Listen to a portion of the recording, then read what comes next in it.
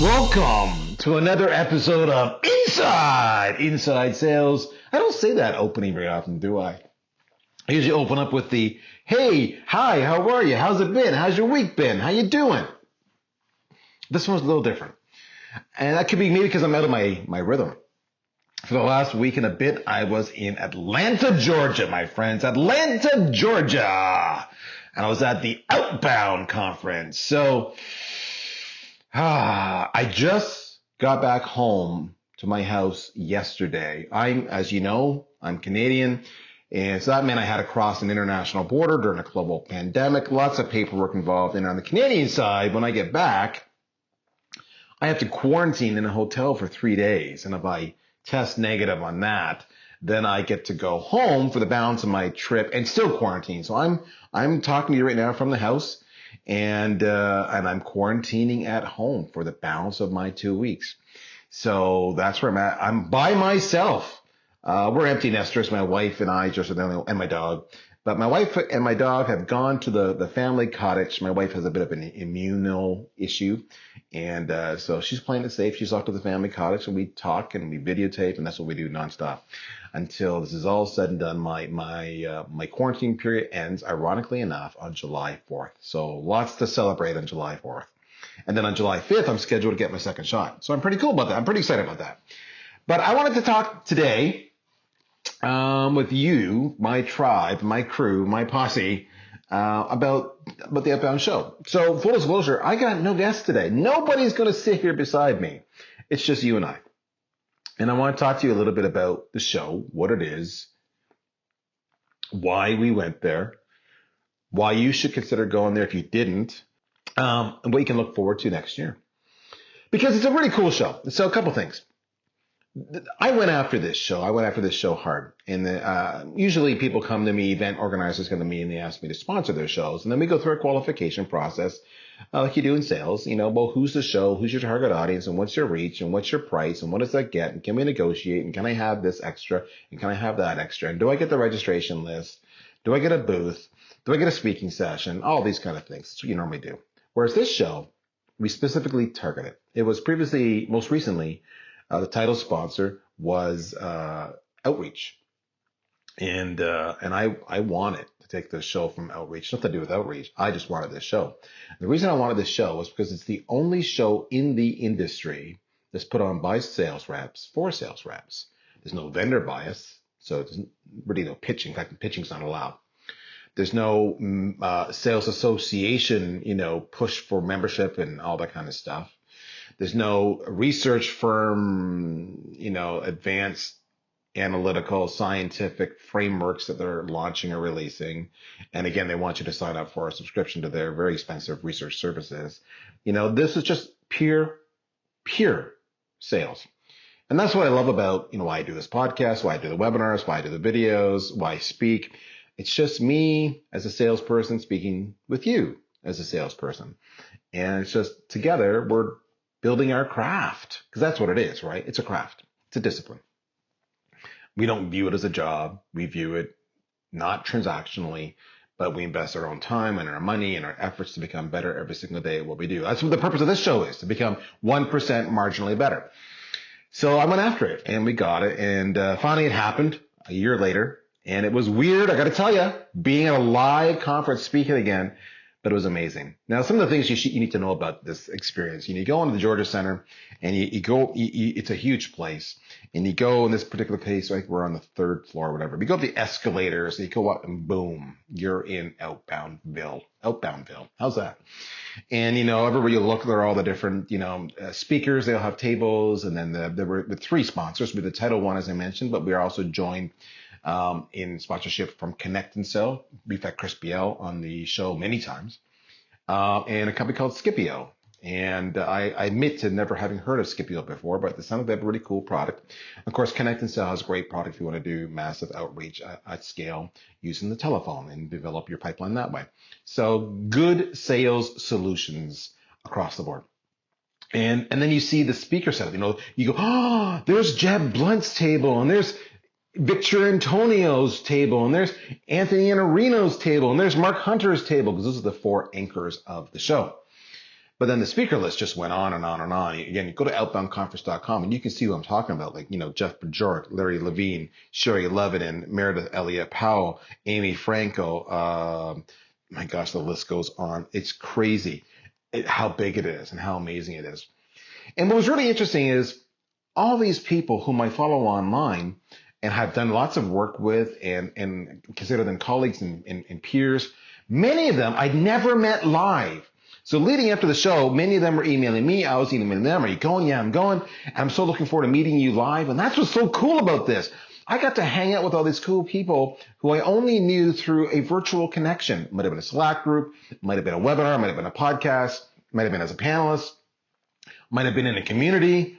And I finally got to meet them face to face. And it was like homecoming. It was truly fantastic. I had so much fun meeting these people. And what was really more earth-shattering to me was that they actually wanted to meet me, which I have total imposter syndrome. So that was just disturbing. It was weird. So you do that. And then you go beyond that into the main room. And I mean, check this out, kids. This is a 45-foot wide main screen. There's 3 of them. So a 3:1 ratio, where normally you see one screen, think of it as 3 wide times 3. The truss work alone, the cameras, the lights, the fireworks, the pyrotechnics, crazy. Everything was socially distanced. It was classroom seating. Everything was 6 feet apart, which quickly changed when people would get their friends and they would pull their chairs together.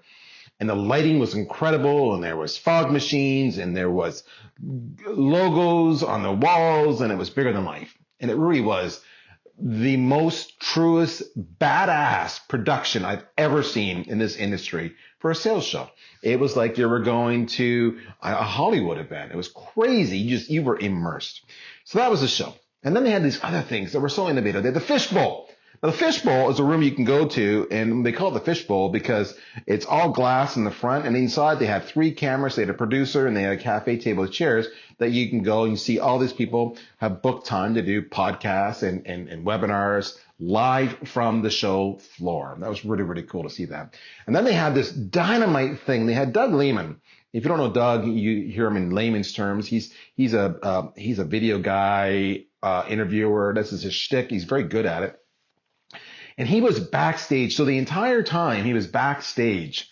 And so he would get people, you're about to go on stage. What are you feeling? What's going through your mind? Okay, go. And then you come off stage. You just came off stage. What was it like? What's going through your mind? How did the audience react? So it was like you're at the Academy Awards. And this was a constant channel and feed going on. At the same time, they had the live event being fed. And what was really cool about the event, I've never seen this before, was they did nonstop content, back to back to back to back to back to back to back. There were no breaks. Crazy. So here's the thing. I was asked to open the show. And they came to me a couple weeks beforehand and they said, Darryl, we want you to talk about 20 things you learned in 2020. Of course, it's all about COVID and our experiences, our shared experiences together there. And so I thought, what do I do here? So I actually held a clubhouse. And I got a boatload of all you folks who were joining me there. We spent an hour and we really got into it, and we've had more than 20 things. So, but imagine, I mean, I'm not a nervous speaker. I do tons of public speaking. I don't know about you guys, but maybe you're the same way. When you're about to do a call with that big fish that you've been wanting to get in front of the whole time, and you got a little bit of nerves and jitters, and are you prepared? That was me. First time in years I'd had massive anxiety and butterflies. I really wanted to nail it. And, sure enough, the time comes and they play my opening video where it introduces me as a speaker. It's kind of like a monster truck video. It's loud, it's booming, it's bass. And then Praill is announced, and then I go running on stage and I do my thing. And it was incredible. I'm going to share that with you. But the best part was at the end of my time slot, I had to then turn around and actually open the show. So just like Saturday Night Live would say, this is, Saturday night. Welcome to Saturday Night Live, whatever it is they say. Every week the guest host says that. I finished up by saying, this is Outbound. And then the fireworks go off and it's crazy. So that's what was just an incredible sensation. At the end of the day, I was hanging out with all of the other speakers and I was sharing my anxiety and I had a bad sleep and I said, I'm not normally like this. And it turns out every single speaker who you know and you see who are legends were the exact same way as me. So if you ever second guess yourself for having anxiety or nerves or butterflies or thinking you're going to blow it, this just tells you no matter how much visibility, how much experience you get, we all are the same way. And the reason we all had that shared anxiety wasn't because we were afraid of the audience. We trust you folks. It's because we didn't want to disappoint our colleagues who are speaking, people we follow ourselves. See, that's the thing. You follow me, but I follow you. And I see all your content online, folks, and you intimidate me. I learned so much from you. So you're not alone on that. They did a couple cool things at the show. Before the live event, they had streaming. I think started Sunday. The live event started Wednesday, Thursday, and then there was an elite and VIP session on Friday that was live. And that was a wrapped up final virtual session on Saturday morning. So it's a full week of content. But Sunday, Monday, Tuesday was all virtual. And this is the first year they'd ever done virtual. So they had this combination, this 1-2 punch of virtual and then live and then virtual. It was really, really well done.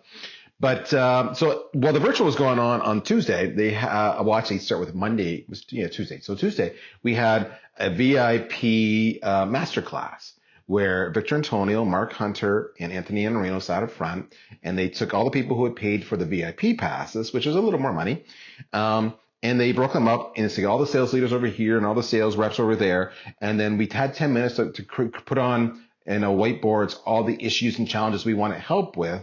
And then they spent the next several hours, the three of them, facilitating a conversation where we said, okay, what's the issue on the leader side? And this was the issue. And then they would talk about it for 5, 10, 15 minutes. And they do it again on the sales rep side. And so you got these three guys. It was incredible. But what was really dynamite was the conversation in that room. And even more importantly was the fact that Mark and Victor and Anthony often didn't agree with each other.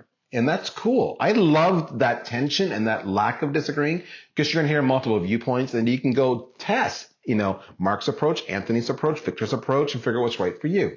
Or one will resonate more with you. So that was the VIP masterclass. If you're going to go do the show, consider that. And then they had the VIP reception that Tuesday night where everybody goes. We were at Ruth's Chris Steakhouse, and you had all these best-selling authors. They're giving away books and shirts and everything else. And we just spent several hours just mixing and mingling. And I tell you, the time flew by, and everybody was dynamite. For example, Lucy, one of my sales reps who was there to help staff the booth, Lucy's early in her sales career, and she got time with every single one of these experts, and they were helping her with her pitch, and they were getting her to practice it, and they were laughing together. And this is Lucy. This is dynamite. This is how approachable they are. So if you get a chance to do the VIP, invest in yourself. So that was the thing. So Wednesday we kicked it off. It was crazy. We were all behind the stage ready for the kickoff. And, I did something crazy. I don't give it away, but when I opened it up, I went out with my top half and my suit jacket and my dress shirt, and my bottom half, I was wearing cargo pants, shorts, right? So I'm sorry, cargo shorts. I was wearing camouflage shorts, and flip-flops, because that was the official uniform for business meetings on COVID. And I took it on stage and we had a lot of fun with that. So that was I took a risk. Let's talk a little bit about some of the content I learned, okay? Some of the stuff I learned. So Anthony Iannarino has this concept called One Up.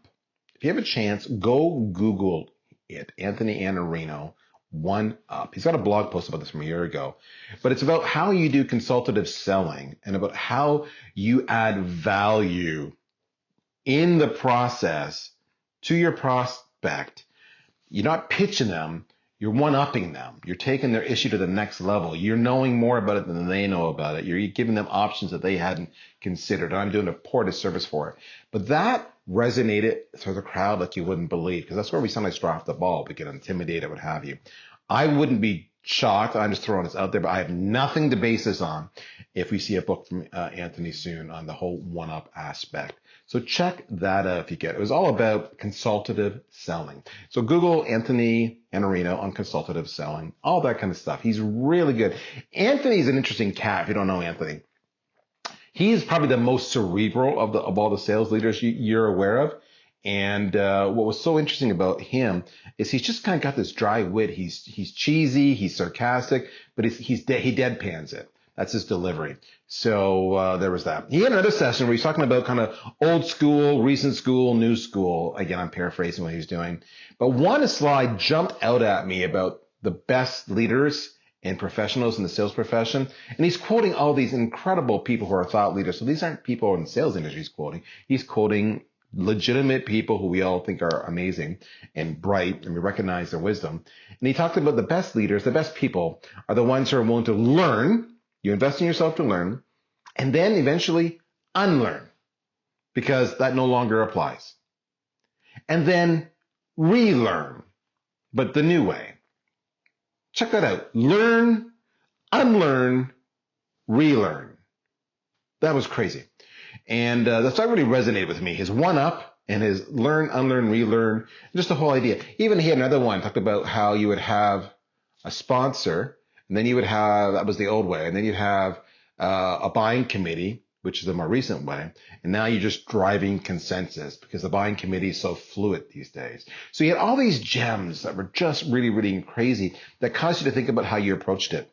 Kenyatta Gordon, she was on stage every day. They had a podcast, Women Your Mother Warned You About, with Rachel Pitts and Gina Tremarco. You should subscribe to that podcast. It's really crazy. It's really good. It's fun. I'm told it's quite colorful. But they were live on stage. And Kenyatta was one of the people on stage, and she made a comment saying, and she's a real brand person, and she made a comment saying, you're a brand representing a brand.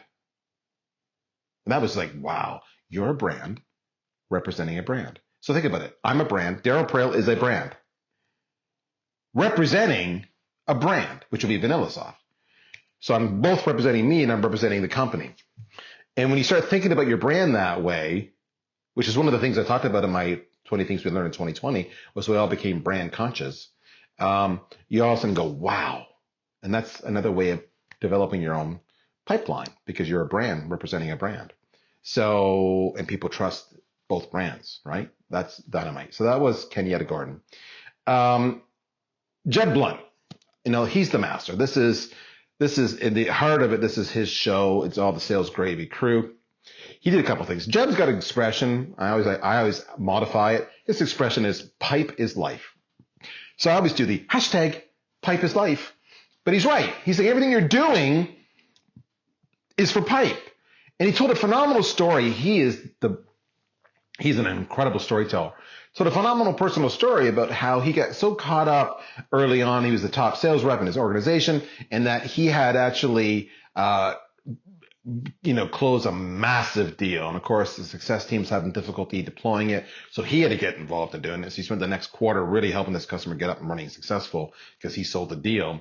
And then all of a sudden he had no pipe, and he almost got fired because he had no pipeline, no activity. He had a zero forecast for the next quarter. And then he ended the quarter up being number one rep again, but he had to bust his hump to do that because he didn't want to lose his job. And the lesson learned there is pipe is life. That's where that comes from.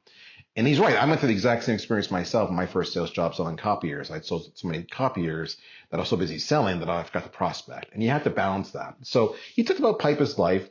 He always talked, I loved his point about cadences. His point over and over again, and we've had him on the show. He's talked about this, but everybody starts a cadence off with an email or a social touch or what have you, and they're always afraid to do the phone call. And his point is your first touch should always be a phone call, because isn't that the ultimate goal, is to get them online so you can physically qualify them further and, advance the sale? Why are you hiding behind email? So first touch, phone call, he hit it over and over again. The other thing he really hammered home is how video is a game changer. He had him and his son, Jeb Jr., up on stage, and they talked at length about video, the importance of video, the power of video. So, I've challenged you again and again and again and again and again. Are you using video? You can, with a social connection, if you get a sales prospect that's ghosting you all of a sudden, you can use video through LinkedIn to physically get it going. So, it's incredible how well video does. You can use video in email, video in social. It's dynamite stuff. So he's on class and just hitting it again. Now, Victor Antonio, if you've never watch Victor Antonio, he's got over 200,000 subscribers on YouTube. This cat is just incredible. You've got to follow him. He's got an incredible voice. He is the king of delivery. He is so funny. He is such an entertainer. He is such a storyteller. He broke the fourth wall, which you've never done, but on stage, he had a mic in the middle. So he had a lapel mic, a lav mic, and he did his presentation. Then every so often, he'd stop and go to this mic that was on stage on a stand, and he'd talk like this. And what he'd say is, all right, what Victor's doing right now is Victor's doing this and Victor's doing that. Now, when Victor told you this, he told you this because he wanted you to do that. And once you did that, he's probably going to do this. And then he stepped back and carry on his presentation. So basically, he was presenting to us, he was shaping us, he was teaching us, he was getting the outcome we wanted, and then he'd stop every so often and speak like an observer, observing what was going on, and tell you, the audience, what exactly was going on. It was incredible. Please follow Victor. He's incredible. Mark Hunter. I'm a big fan of Mark, as you all know. We work with him so many times. I loved his masterclass. Mark had a 90-minute masterclass on Friday that was on ideal customer profiles. That's how important they are. And it's really about knowing who you're going after and why they should care about you. And if you don't know, then it doesn't matter how good a sales rep you are, you're gonna fail. So check out, he's got so many books out there. He's such a dynamite guy. So check out Mark. And finally, I had my master class. On Friday morning, 90 minutes long. That's a long time, folks, even for someone like me, 90 minutes long. Although I've heard others say 90 minutes, if you're a professional speaker, 90 minutes is the perfect time, because beyond 90 minutes, they have to go to the bathroom, they get tired, they fall asleep. But you got enough time to do a lot of content. So we went long and hard. Our topic was on sales engagement deconstructed. And you got to check this out. We went so deep on every single channel: phone, social, SMS, video, and all the do's and the don'ts. We gave so many samples of different ways you can do email. And it was all formulaic. If you do an SMS, follow it this way. This is why. If you do an email, these are the do's and the don'ts. These are the different frameworks you can follow to generate the following responses. All of this stuff was just incredible. We actually ended up going almost 15 minutes over my 90 minutes because it was so well received. So that was cool. Now, every single day at the end of the show, they wrap up the show, what they would call was After Hours with Victor Antonio. And this was like a cigar lounge, and everybody was in there, and they could go and get an adult beverage, and the lights were all down low, and it was just like this club. And they would just kind of debate about stuff, and there was a panel, and then people come up, people can ask questions, and everybody in the audience they were tired at the end of the day, and they had their adult beverage, and that's what it was. So it was just a really laid back vibe. It truly was incredible. So that's dynamite. So with all that said, none of this stuff happens with an amazing team. I want to thank a few people myself personally, of many, at the OutBound Conference. Mark and Victor and Anthony and Jeb, of course, were incredible. They have an incredible supporting cast. Judith was their main contact for all logistics. She was a machine. Wolfgang was helping them out from an event organizer point of view. Trey on video. David on all the production. That Sales Gravy team is world class, folks. If you're looking for training, Sales Gravy, check them out. My own team, I mentioned Lucy and Chad already helping me staff the booth and talk to every single person that was there. They were phenomenal. But none of this happens without a great team. I have Nicole, my events organizer. I have Catherine, my head of sales. I have Ved, my head of marketing. They just work their behinds off to drive and make this a success. Because in any investment, you got to have ROI. Daniel, I talk about Daniel all the time. You should have seen the content he made for us. He made such amazing videos, commercials, documentaries. He worked on such tight timelines. Ollie and Bergen, my product marketing rock stars of the company, made such incredible content to present to you guys. They worked their behinds off. Eliza, she's one of my solution engineers to make sure all of our systems were in place to do, pre and post. That included as well Elena and Stacy on my team working to make sure that all our systems were also working as well. Alec, my designer of PowerPoint, and Emily, my other designer of PowerPoint, made me look like $1 million. A lot of late nights, a lot of work, a lot of hours, a lot of people to make this stuff successful. So all that's to say, that was Outbound. It's happening again. It's happening in September 2022. And I'm telling you this now because you hear me say all the time, learning is earning. Genuinely. Convince your employer, pay the money yourself if you have to. If there's only one show you go to, this is the show. You've got over a year and a quarter at least to save the money up, to do what you need to do, make it part of your compensation plan. I don't know, but you need to be there. You need to be in Atlanta in September 2022. So that, my friends, that's the OutBound Conference. I just wanted to give you the debrief, what the experience was like, what it was like to be in front of people again, what it was like to actually meet your heroes and the people who you respect and love so much and just value. And as a whole, what it was like to be with you again, not on this podcast, not in an email exchange, not in a social media LinkedIn world, but live, one on one. If you were there and you took time out for me, thank you very much. I loved talking to you. You made my day. For all those who said such nice things about me, thank you. I am so grateful. We do have a special going on right now. If you were an Outbound attendee, just a reminder, you get a good discount, 10% off the next 60 days. Just let us know and we'll cross-reference the list. And if you're on it, baby, you've got it. And in the meantime, I think what I loved about that was people really got how we were different from any other solution provider out there in this space. And that's so hard to do, right? That's your unique selling proposition, isn't it? And I had a chance to get that across. And everybody was receptive to it. Folks, I don't say this often enough. You're an amazing tribe. Without you, I wouldn't do this job. You're the reason I get up every morning. You're the reason I go to bed every night. I feel like I'm part of a community. That truly is the case. I hope you get value out of my Inside Sales podcast. I hope you get value out of the content we bring you. I hope you get value out of the personal anecdotes and stories we share you. And if you don't, please don't follow me because I don't want to waste your time because your time is too valuable. You should be going elsewhere where you get value. But in the meantime, that's my story. That's my shtick. It's another week in the can of inside sales. But this is a real personal one for me. I want to give a shout out to everybody one final time for all they've done. Jeb Blunt, Mr. Jeb Blunt, special shout out just for you. You're much loved, brother. So my friends, family, fellow tribes people, that's it. I'm done. I want you to go forth. I want you to practice the best practices.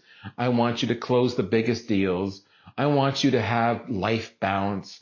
I want you to be experts in your career, and I want you to be disciplined in your approach. Don't be afraid to try stuff. A/B test everything. Don't just take people's words for it. Don't be lazy and take shortcuts. Actually personalize, make things relevant. And for every recipient, show them you know them. You know what I'm saying? That's it. That's my story this week. We'll be back next episode with another amazing guest right here on this podcast. I am delighted and grateful that you are in my life. Friends, have a fantastic freaking week. I'll talk to you soon. Bye-bye.